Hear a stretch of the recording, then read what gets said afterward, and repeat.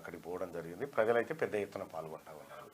ఇక మరోవైపు చూస్తే పారాఒలింపిక్స్లో కాంస్య పథకం సాధించినటువంటి దీప్తి జీవాంజీకి తెలంగాణ ప్రభుత్వం ₹1,00,00,000 నజరానా ప్రకటించింది. అలాగే 500 గజాల ఇంటి స్థలాన్ని వరంగల్లో ఇవ్వడంతో పాటు ఒక గ్రూప్ 2 ఉద్యోగాన్ని కూడా దీప్తికి ఆఫర్ చేసింది తెలంగాణ ప్రభుత్వం. సో మనం అనుకున్నట్టుగానే మొత్తానికైతే తెలంగాణ ప్రభుత్వం ముఖ్యంగా ముఖ్యమంత్రి రేవంత్ రెడ్డి గారు క్రీడాకారులకు సరైనటువంటి గుర్తింపు ఇచ్చే దిశగా గతంలో కూడా సహాయం చేసిండు. ఈసారి కూడా పారాఒలింపిక్ క్రీడాకారిణి దీప్తి జీవాంజీకి కూడా సహాయం చేయడం జరిగింది. దీప్తి జీవాంజీకి తీన్మార్మల్ టీం తరఫున కూడా ₹1,00,000 మనం అందించడం జరిగింది. మొత్తానికైతే క్రీడాకారులకు సరైన గుర్తింపు దొరకాలి ఈ కాంగ్రెస్ పార్టీ ప్రభుత్వ హయాంలో అనేది మనందరి ఇంటెన్షన్. ఎందుకంటే స్వయంగా ముఖ్యమంత్రి గారు ఫుట్బాల్ ప్లేయరు, నేను వాలీబాల్ ఆడతా. సో అట్లా అందరం ప్లేయర్లే ఉన్నాం చాలా మంది. కాబట్టి దయచేసి ఇక క్రీడా రంగం పైన మరింత మక్కువ పెంచుకోవాలి యువత. ఎందుకంటే స్పోర్ట్స్ యూనివర్సిటీ ఇప్పటికీ మనకి 27 పథకాలు ఎన్నో వచ్చినాయి. పారాఒలింపిక్స్ 26 వచ్చేసినాయి. మళ్ళీ ఇంకా పెరుగుతున్నట్టు 26 కానీ ఉన్నావు నువ్వు. ఇంకా ఇంకోటి పెరిగింది, నిన్నేమన్నా పెరిగినాయి.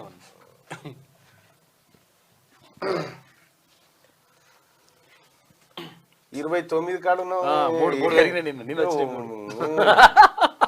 29 పథకాలు వచ్చినాయి. నేను అంటే నైట్ వచ్చినట్టున్నాయి. ఇవాళ కూడా ఉన్నాయి. మళ్ళా ఉమెన్స్ 200 ఉన్నాయి. ఇంకా కంప్లీట్ అయిపోయిందట. బ్రాంజ్ మెడల్ వచ్చింది, ఇక్కడ గోల్డ్ వచ్చింది ఎన్సింక్. ఏది రన్నింగ్ లో, జావలింగ్ త్రోలో, దాదాపుగా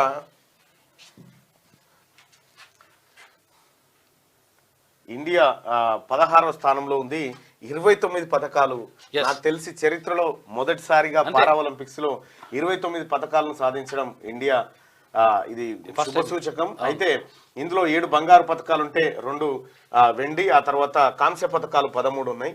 అయితే ఇవన్నీ 29 పథకాలు ఉన్నాయి. ఇంకా 20 ఇంకోటి ఏమన్నా వస్తుందో ఏమో చూడాలి. మొత్తానికైతే పారాఒలింపిక్స్ లో క్రీడాకారులు ఎవరైతే ఉన్నారో ఇండియా నుంచి, ఇండియాని మరింత ముందుకు తీసుకుపోయినటువంటి ప్రయత్నం అయితే చేశారు. చాలా గొప్ప విషయం. మొన్న ఒలింపిక్స్ గేమ్స్ కోసం పోయినటువంటి వాళ్ళు 5 6 పట్టుకొని వచ్చిరు. 6లో ఒక గోల్డ్ కూడా లేదు. మరి ఇక 7 గోల్డ్లు, బంగారాలు, వెండి కొండలు అంతా వీళ్ళే అంతే ఇప్పుడు. సో మొత్తానికైతే క్రీడా రంగంలో పారాఒలింపిక్స్ లో భారత్ తన సత్తా చాటిందని చెప్పొచ్చు. ఇక ఇవాళ కూడా ఈవెంట్స్ ఉన్నట్టున్నాయి. ఇవాళ ఉంది ఉమెన్స్ KL1 200 మీటర్ సెమీఫైనల్ ఉందట. ఓజా పాల్గొంటా ఉంది దాంట్లో. మధ్యాహ్నం 1:30 గంటలకు ఉంది ఆ షెడ్యూల్. ఇక మెన్స్ మారథాన్ ఉంది, దీంట్లో మనోళ్ళు లేరు. సో మొత్తానికి 29-30 దాకానే తీసుకొచ్చారు అనుకోరాలి. ఇది మామూలు పరువు నిలబెట్టే కార్యక్రమం కాదు, గొప్ప పరువు నిలబెట్టే కార్యక్రమే పారాఒలింపిక్ క్రీడాకారులు చేసిరు. భారతదేశానికి ఆనుముత్యాలాగా నిలబడ్డారు ఈ అంశంలో. సో సాధారణ వాళ్ళతో పోల్చుకుంటే కోటి వాళ్ళు నయం వీళ్ళు, 150 కోట్ల పాలు నయం వీళ్ళు ఒక రకంగా చెప్పాలంటే. సో అట్లా పారాఒలింపిక్ క్రీడాకారునికి దీప్తి జీవాంజీకి ముఖ్యమంత్రి రేవంత్ రెడ్డి గారు నిన్న ₹1,00,00,000 ముఖ్యమంత్రిని కలిసినటువంటి సందర్భంలో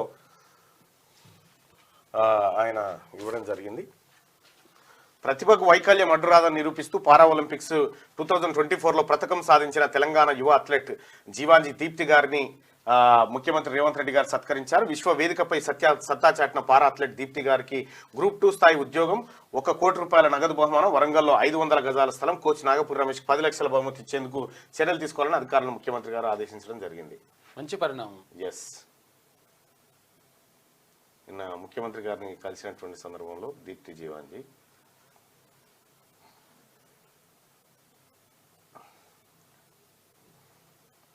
నెక్స్ట్ టైం గోల్డ్ పక్కా. Next time gold.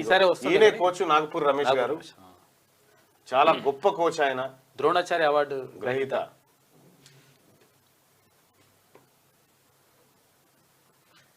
దీప్తి వాళ్ళ మదర్ ఫాదర్ తల్లిదండ్రులు.